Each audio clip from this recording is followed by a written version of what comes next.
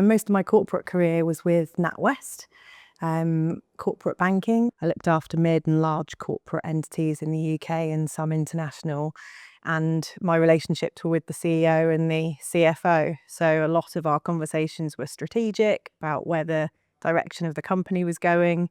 And my job as the banker was to look at the sort of suite of the bank solutions and what we could do to help that business grow.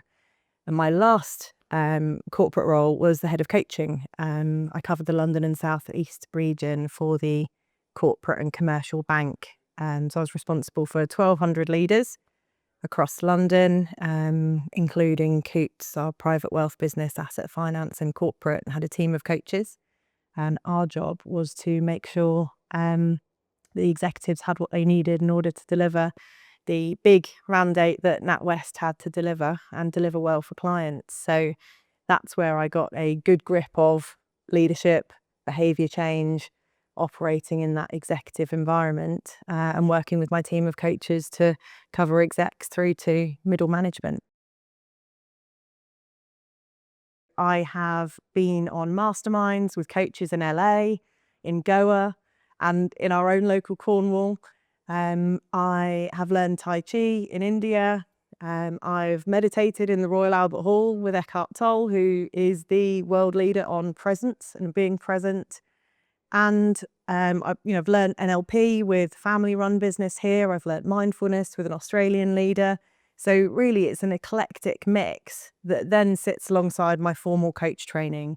So formal coach training, over 120 hours across a couple of different programs focused specifically on organizational executive coaching. So coaching in the system so that we understand how leaders influence all those around them as well.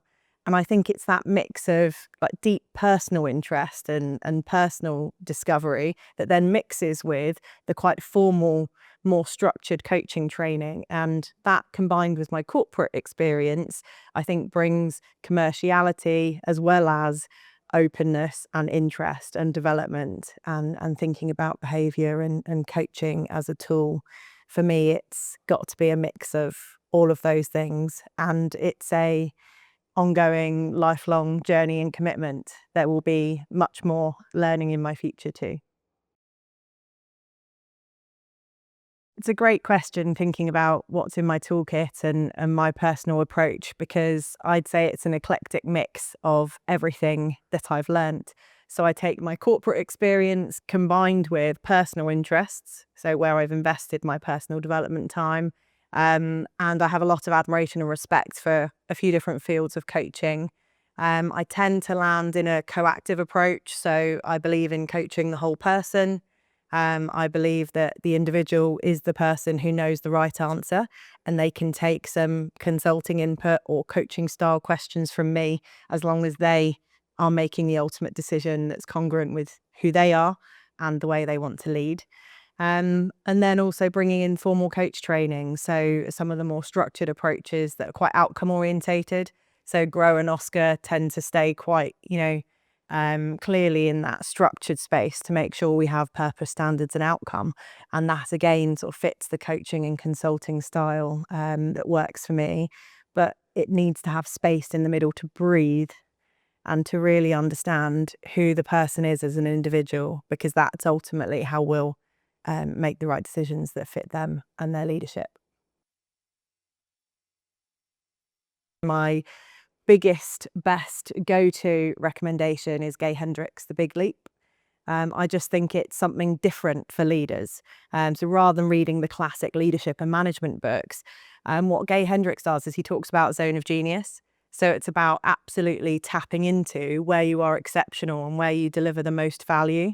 And what can happen for executives is they get drawn into what they're good at, what they're great at, and what they can do. What's more important is that that gets delegated downwards through the organisation so that they can focus on what they're exceptional at. If we can get more executives working in their zone of genius, the impact is potentially phenomenal. But I also huge fan of Brené Brown, Dare to Lead. Loads of excellent practical frameworks and ideas to bring to meetings to get more collaboration, cohesion, engagement. Great book for workplace culture. And Priya Parker, she writes The Art of Gathering. And again, if you're bringing together groups of people, what's the purpose around that? So I've got David Boehm's On Dialogue next on my reading stack. I brought it into London with me today. And that is ultimately, so I haven't read it yet, but it's ultimately about dialogue. It's about bringing solutions through conversation, because ultimately that's what I think coaching is. So I'm hoping to glean some insights from that. I think the hardest challenge facing modern leaders is leading through change and bringing their team with them. It's the world is volatile at the moment. Everything is changing. We all now have AI in our pocket. Leaders' decisions are going to be questioned more than ever when a member of staff can simply type a question into AI and get the world's answers to that question. So really, I think leadership becomes more about purpose. It becomes more about being mission orientated, because the leaders who are able to amplify what the purpose of the business is, what the purpose of the organization is, and help people connect to that, are going to be able to bring people with them more readily. So I see coaching as a key feature to work with that executive to navigate what is a really quite a complex environment for them and for staff. And that ultimately starts with them as an individual. So knowing what they stand for as a leader, knowing how they want to show up, and coaching will help them do that authentically. The moment that I realized coaching was powerful was when I hired a coach. So my experience of coaching was as a client.